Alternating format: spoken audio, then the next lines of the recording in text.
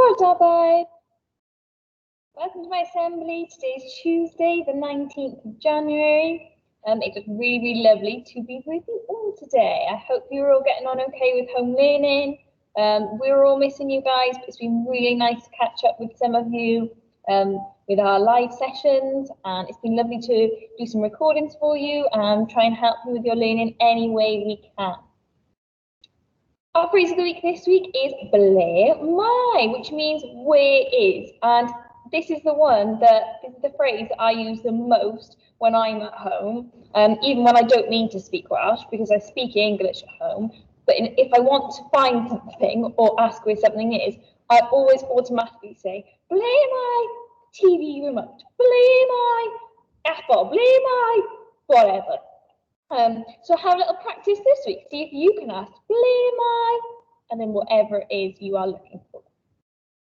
Okay. Our assembly today is all about St. Paul.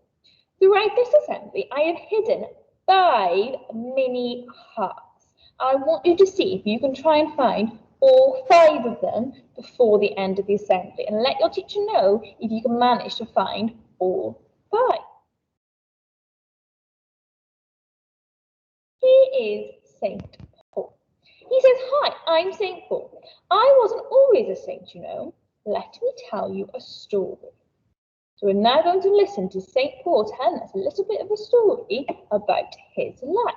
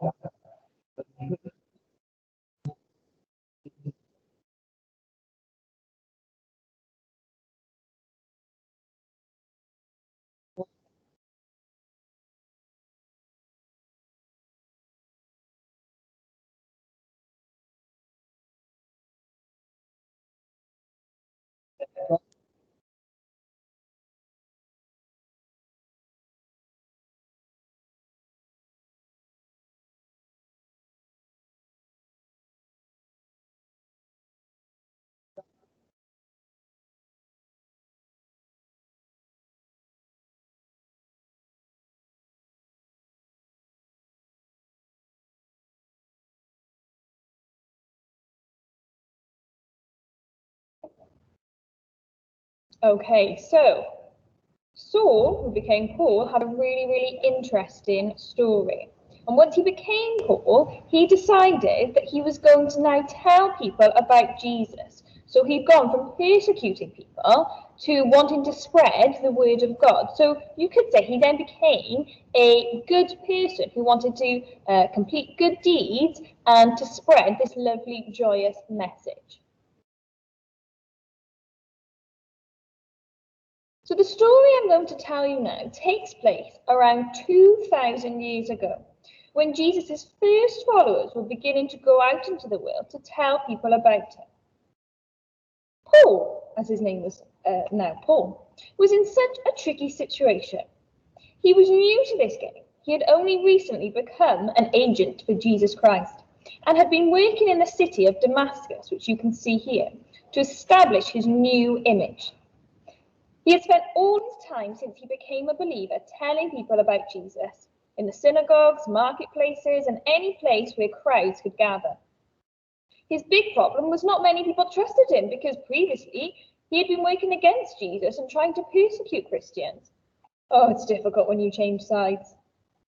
The city of Damascus was full of armed soldiers, booby traps, and blockades.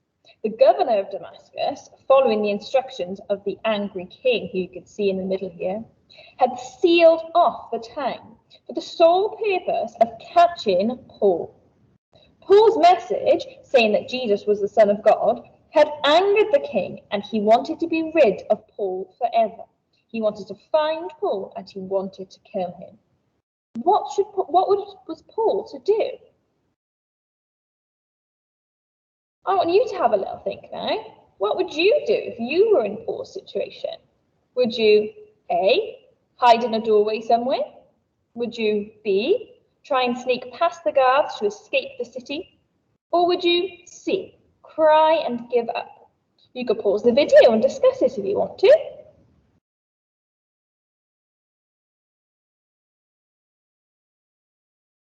Okay, hopefully you've made your decision now. This is what Paul did. He chose to hide in a doorway somewhere.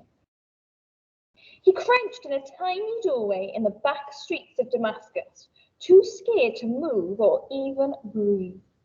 The sweat poured down his face. He was frightened, hungry, thirsty and tired, and there was not a friendly soul in sight. Where were his friends now? Only the sounds of danger. Marching feet, steel on steel, and gruff, distant voices, searching, trapping, and eventually catching him. Gotcha, Saul, Paul, whatever your name is. The end of the road. Sorry, this is it. Paul's imagination was working overtime and not helping his escape plan. Calm down, he thought. Think clearly. But the more he tried to do this, the poorer his plans seemed to be. Time passed. Soldiers marched within inches of his robes.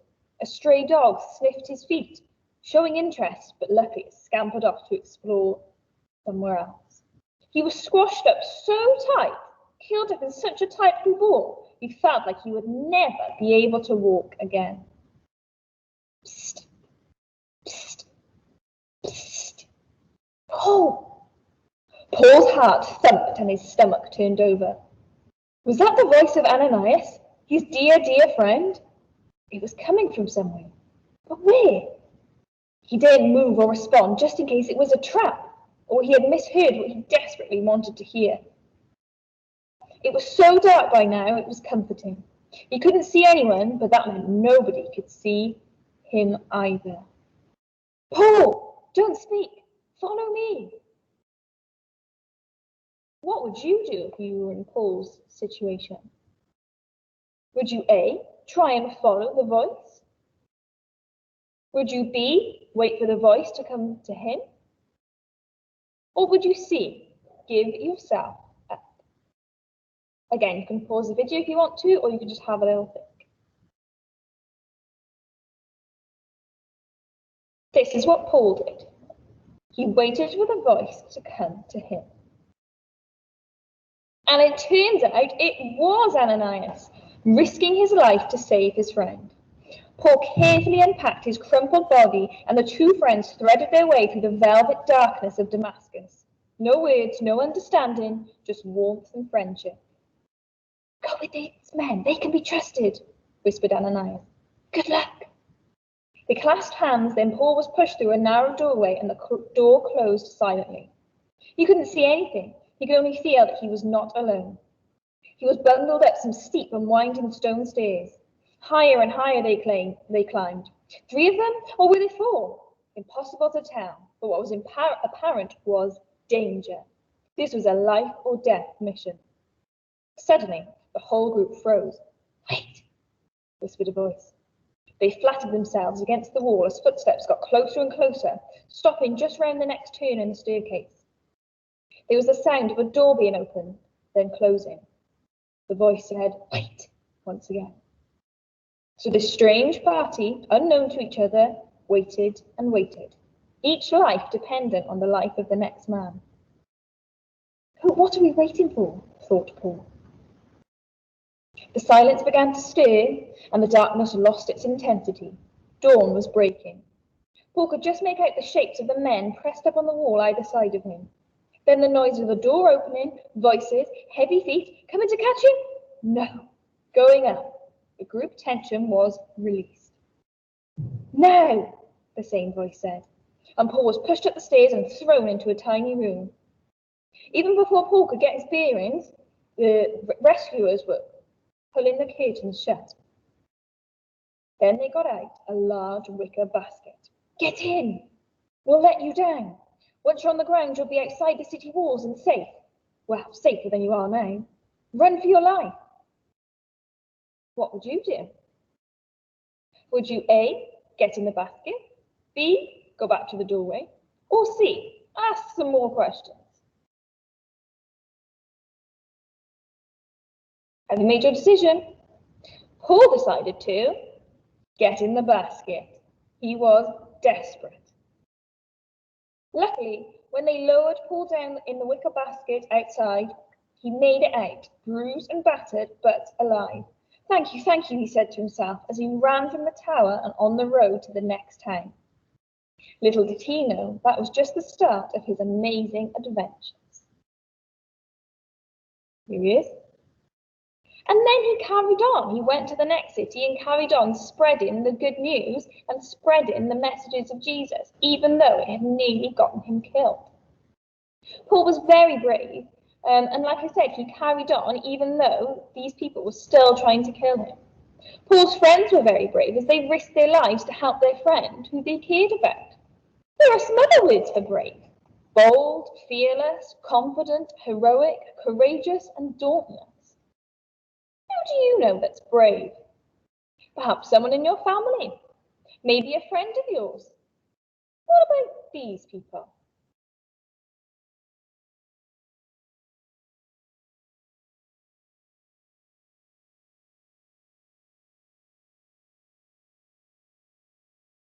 These people are all extremely brave. We've got firemen, policemen, nurses and doctors. We've got bin men, cleaners, postmen, supermarket workers, receptionists, all people who are working at the moment to keep us safe, even though they may be putting themselves in danger. They are selfless and they are definitely being brave. Perhaps you could say thank you to the next brave person that you meet. Perhaps you could make them a card or write them a letter to thank them for their bravery. Or perhaps you could just smile at the brave people that you see. If you do any of the above, please tweet us and let us know, or send a message to your class teacher. I'm sure they would love to hear it.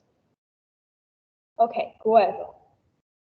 Diolch I ti am I byd, diolch am I ffrindiau I gyd. Amen. Did you spot all 5 hearts? Great, I hope you were paying attention. It's been lovely speaking to you all this morning and talking about the story of St. Paul. I hope to speak to you all again very, very soon. Da